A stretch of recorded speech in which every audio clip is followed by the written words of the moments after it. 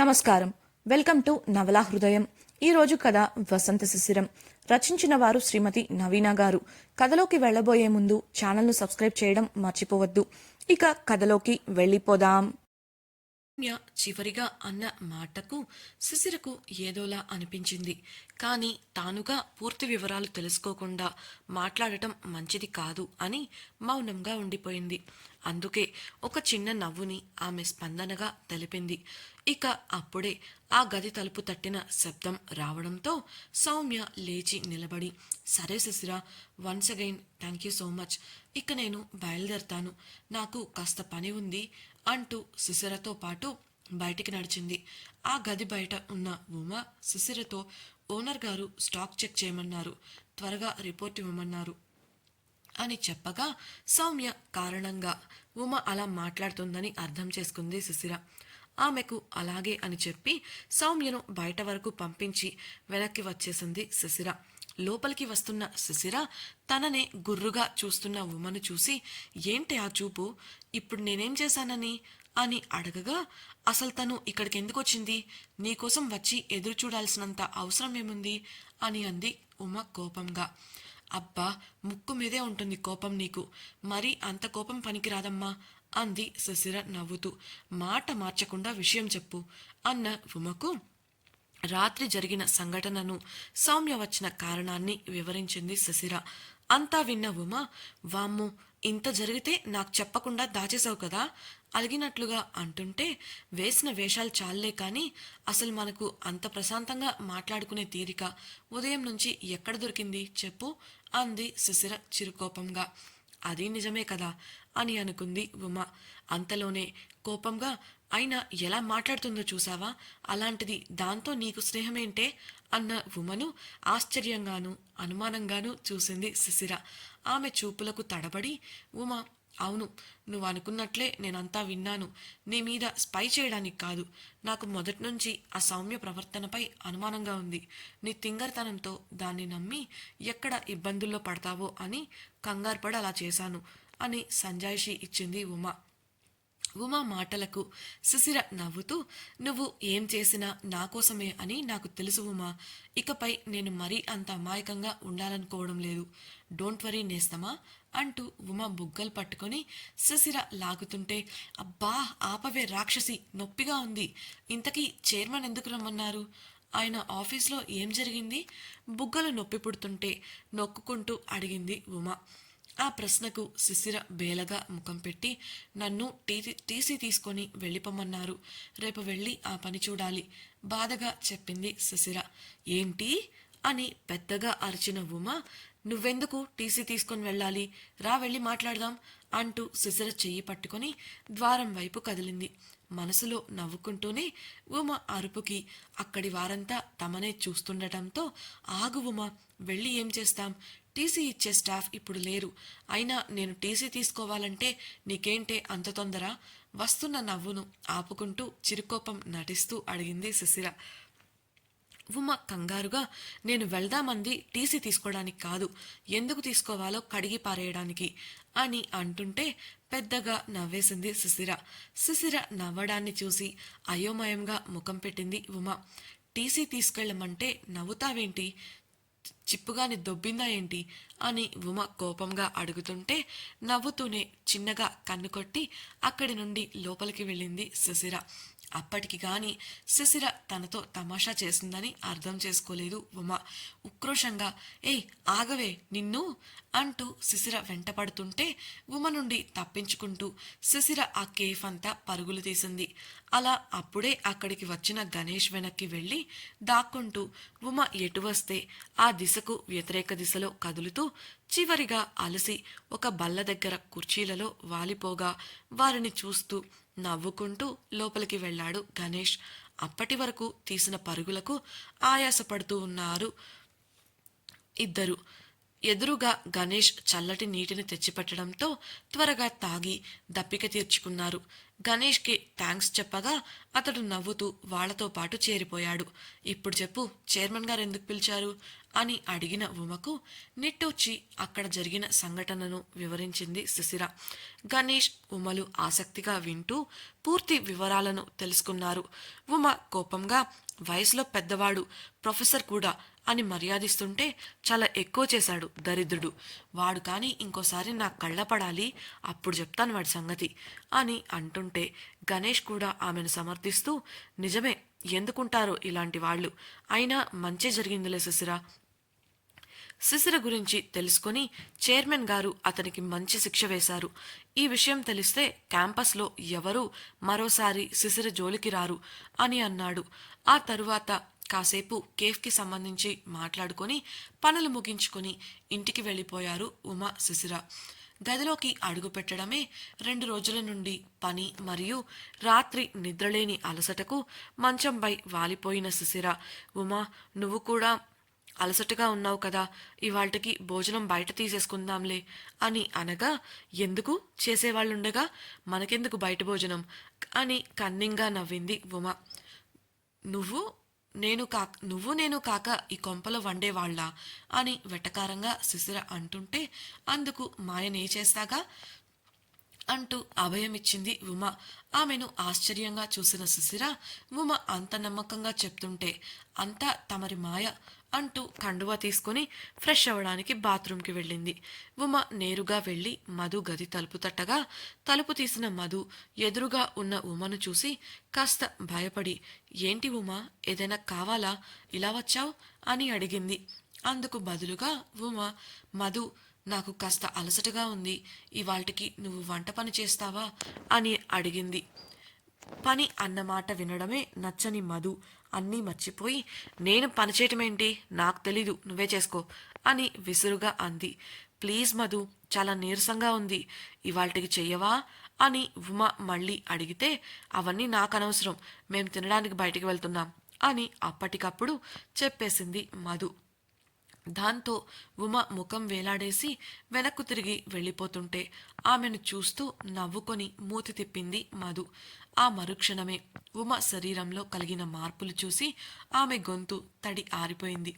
వింతైన స్వరంలో ఉమ, ఏం నేను చెప్పింది మర్చిపోయావా, గొంతు లేస్తుంది అని బెదిరించినట్లుగా అంటుంటే మధు భయంగా, అయ్యో అదేం లేదండి, ఏదో నా స్నేహితురాలతో అలా సరదాగా చేశాను, తన కోసం నేను కాక ఇంకెవరు చేస్తారు చెప్పండి అంటూ ఉమకు మరో మాట మాట్లాడే అవకాశం ఇవ్వకుండా వడివడిగా అడుగులు వేసుకుంటూ వంటగదిలోకి వెళ్ళింది మధు.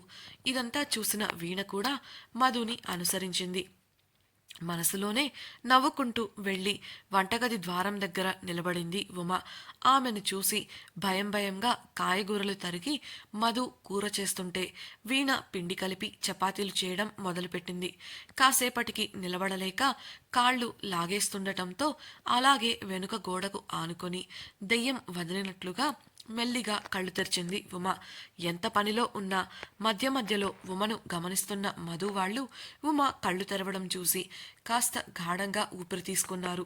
అలా నటిస్తున్న ఉమ మధు వాళ్ల వంక ఆశ్చర్యంగా చూస్తూ, మీరేంటి వంటగదిలో, సరే లేవండి, నేను వంట చేస్తాను, మీరు బయటకు వెళ్తున్నారుగా, వెళ్ళండి అని అనగా మధు మాట్లాడుతూ, అయ్యో అలాంటిదేం లేదు ఉమా, ఇదిగో మేం వండేశాం, దాదాపుగా అయిపోయింది చూడు అని చెప్పింది. ఉమ షాక్తో చూస్తూ, ఏంటి మీరు వండారా, కానీ మీరు వండము బయట తింటామన్నారు కదా, అసలు మీకేమైంది, వింతగా ప్రవర్తిస్తున్నారు అని అడుగుతుంటే, అయ్యింది మాకు కాదు నీకు అని వీణ గొణుగుతుంటే వారించింది మధు. ఏంటి అన్న ఉమతో, అదేంటంటే ఉమా, బయట భోజనం ఒంటికి మంచిది కాదు కదా, అందుకే ఇలా మేమే వండేశాం, నువ్వు ఫ్రెష్ అయ్యిరా తిందాం అని చెప్పింది మధు.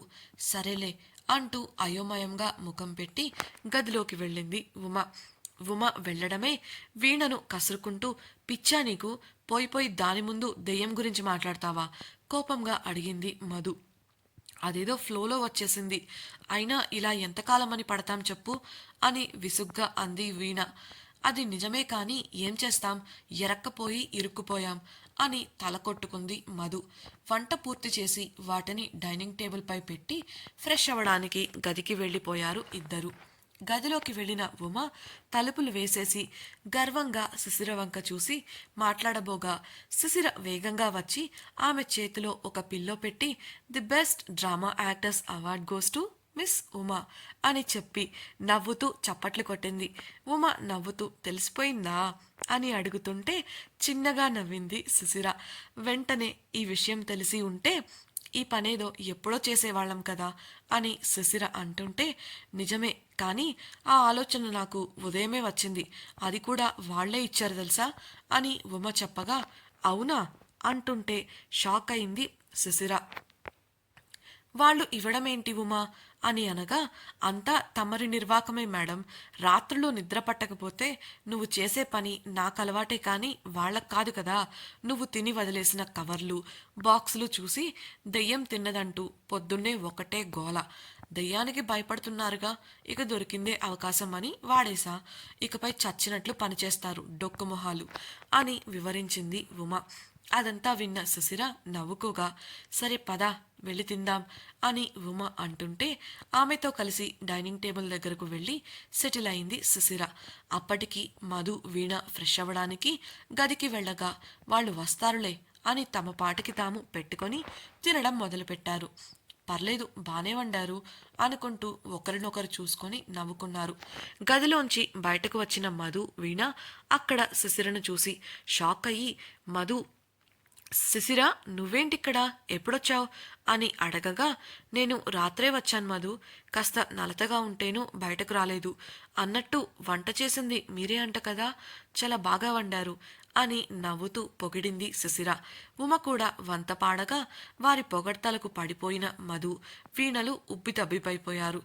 వారు కూడా కూర్చొని తింటుండగా మధు అవును శిశిర, ఇవాళేంటి నువ్వింటికి వెళ్లకుండా ఇక్కడే ఉన్నావు, కొంపదీసి మీ ఆయన మీద అలిగావా ఏంటి అని అడగగా శిశిర బదులిస్తూ ఫ్యామిలీ ఫంక్షన్కి వెళ్ళి తిరిగి రావడం బాగా ఆలస్యమైంది, మళ్ళీ ఉదయాన్నే ఇబ్బంది పడటం ఎందుకని నన్ను ఇక్కడ డ్రాప్ చేశారు, నాకు కాస్త రిలాక్స్డ్గా ఉంటుంది కదా అని అంది. అలా చెప్పింది కానీ రోజు 6 గంటలలోపు తన కోసం కారు వస్తుంది. కానీ ఇవాళ రాకపోవడం ఆమెకు వింతగా అనిపించింది.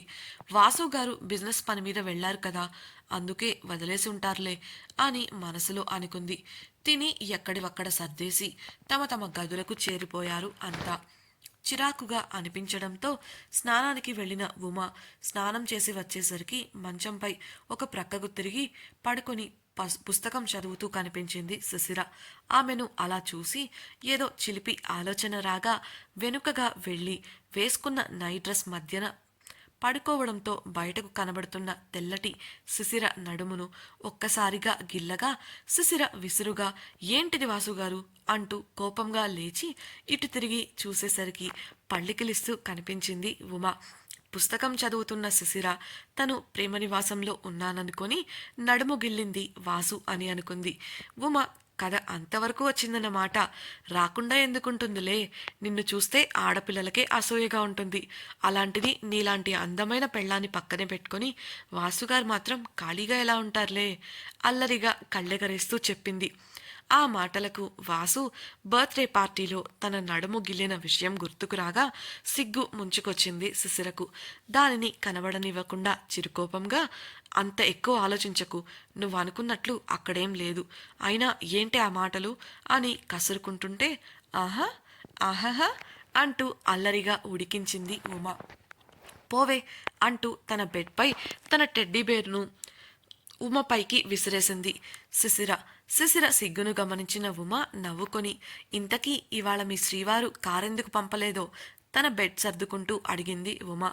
ఏమో ఎవరికి తెలుసు, రాత్రి ఏదో పని ఉంది, పని మీద ఊరు వెళ్తున్నాను అన్నారు, బహుశా తను వచ్చే వరకు నేను ఇక్కడే ప్రశాంతంగా ఉండొచ్చనుకుంటా అంటూ బెడ్పై వాలిపోయింది శిశిర. పెళ్ళైన ఆడవారు మొగుడిని వదిలి ఉండలేరు అని విన్నాను, కానీ ఇలా మొగుడు వదిలేసి వెళ్తే ప్రశాంతంగా ఉంటారని నిన్ను చూస్తేనే తెలుస్తుంది. పాపం వాసుగారు ఎలా వేగుతున్నారో ఏంటో అంటూ జాలిగా ముఖం పెట్టింది ఉమ. ఉమ వంక కోపంగా ఒక చూపు చూసి నేనిక్కడ ప్రశాంతంగా ఉన్నానంటే నీకేంటి బాధ, అయినా అందరూ అలానే ఉండాలి అని రూలేమైనా ఉందా ఏంటి, మూసుకొని పడుకో అని చెప్పి విసురుగా దుప్పటి కప్పేసుకుంది శిశిర. ఆమెను చూసి చిన్నగా నవ్వుతూ నిట్టూర్చి నిద్రలోకి జారుకుంది ఉమ. అలీ ఇంట్లో అలీ ఇంట్లో డిన్నర్ చేస్తూ ఉన్నారు వసంత్ కిషోర్లు. ఉదయం నుండి తీరిక లేక పనులతో వారి శరీరాలు మనసు అలసిపోగా వారి ముఖాలు వాడిపోయాయి. అలీ ఎప్పుడొస్తున్నాడు అని అడిగిన వసంత్కి రేపు సాయంత్రం డిశ్చార్జ్ అంట, ప్రస్తుతానికి హాస్పిటల్లోనే ఉండమన్నారని అక్కడే ఉన్నాడు అని సమాధానం ఇచ్చాడు కిషోర్. కిషోర్ కూడా అలసట కారణంగా కళ్ళు మూసుకుపోతుంటే బలవంతంగా నిద్రను ఆపుకుంటున్నాడని అర్థం చేసుకున్న వసంత్, గుడ్ నైట్, ప్రస్తుతానికి వెళ్ళి నిద్రపో, రేపు మధ్యాహ్నం ఒక మీటింగ్ ఉంది, ఆ సమయానికి ఆఫీస్లో ఉంటే చాలు అని చెప్పడంతో గుడ్ నైట్ అని చెప్పి వెళ్ళిపోయాడు కిషోర్. గదిలో మంచంపై వాలిన వసంత్కి శిశిరతో మాట్లాడాలి అనిపించి ఫోన్ చేశాడు. అప్పుడే నిద్రపట్టిన శిశిర ఫోన్ రింగుకి లేచి అంత రాత్రివేళ ఎవరు చేశారా అని ఉమ నిద్ర పాడవకుండా త్వరగా ఫోన్ ఎత్తి దుప్పట్లో నుంచి ఎవరు అని చిన్నగా మత్తుగా అడిగింది. వాసు చిన్నగా నవ్వుకొని ఏంటి దుప్పట్లో దూరి మాట్లాడుతున్నావా అని అడగగా మాట్లాడుతుంది వాసు అని రియలైజ్ అయ్యి ఆశ్చర్యంగా అవును, అయినా ఆ విషయం మీకెలా తెలుసు అని అడిగింది శిశిర. అంతకు మించి ఏం చేస్తావులే కానీ తిన్నావా అని ప్రేమగా అడిగాడు వాసు. "హ్మ్" అని ముక్తసరిగా చెప్పింది. ఏం తిన్నావ్ అని అతడు అడిగితే చపాతి అంటూ ఒక్క మాటలో తేల్చేసింది. ఆమె మాటలకు వాసు తల కొట్టుకుంటూ ఇంతకీ ఈ టైంలో ఎందుకు ఫోన్ చేశారు అని అడిగింది శిశిర. వెటకారంగా ఇక్కడ గోడలు బోసుగా ఉన్నాయి, వచ్చి రంగులేస్తావని అన్న వాసు మాటలకు శిశిర కోపం రాగా, లేకపోతే ఏంటని ప్రశ్న, పగలంతా అలసిపోయి ఉండి ఏదో నీతో సరదాగా కాసేపు మాట్లాడితే ప్రశాంతంగా ఉంటుందని ఫోన్ చేశాను. నాతో సరదాగా మాట్లాడాల్సింది పోయి ఏంటే ఈ పనికిమాలిన ప్రశ్నలు వేస్తున్నావు, కనీసం నేను ఎప్పుడొస్తానో అని కూడా అడగలేదు అంటూ విసుక్కున్నాడు అతడు. ఆ మాటతో శిశిరకు కోపం ఎగిరిపోయి దాని స్థానంలో బిడియం భయం చేరుకున్నాయి. ఇవాళ కాలేజ్ ఎలా జరిగింది, అలసట తగ్గిందా అంటూ ఆమెతో కాసేపు మాట్లాడాలని ప్రయత్నించిన వాసు ఆమె ఒక్క ముక్కలో చెప్తున్న సమాధానాలకు విసిగిపోయి నిట్టూరుస్తూ సరే బాయ్, జాగ్రత్త, గుడ్ నైట్ అని చెప్పి ఫోన్ పెట్టేశాడు. దాంతో హమ్మయ్యా అనుకుంటూ ఫోన్ పక్కన పడేసి నిద్రలోకి జారుకుంది శిశిర. టెర్రస్ పైన ఉన్న అరుగుపై తీరికగా కూర్చొని ఎవరితోనో స్పీకర్లో పెట్టి ఫోన్ మాట్లాడుతోంది శిశిర. తనకు వచ్చిన కోపాన్నంతా మాటల తూటాలుగా మార్చి సంధిస్తుంటే ఆ ఫోన్లోని వ్యక్తి ఫోన్తో తల కొట్టుకున్నారు. శిశిర కోపానికి కారణమేంటి, ఫోన్లో శిశిర మాట్లాడుతున్న వ్యక్తి ఎవరు తెలుసుకోవాలనుందా? అయితే వసంత శిశిరం రాబోయే ఎపిసోడ్స్ని తప్పకుండా వినేయండి. ఈ ఛానల్ను సబ్స్క్రైబ్ చేయడం ద్వారా మరిన్ని ఇంట్రెస్టింగ్ వీడియోస్ని పొందగలరు. అలాగే మీకు ఈ నవల నచ్చినట్లయితే తప్పకుండా ఈ వీడియోని లైక్ చేయండి. మీ అభిప్రాయాలను సూచనలను కమెంట్స్ రూపంలో తెలియచేయగలరు. ఇట్లు మీ నవలా హృదయం team. Thank you for listening.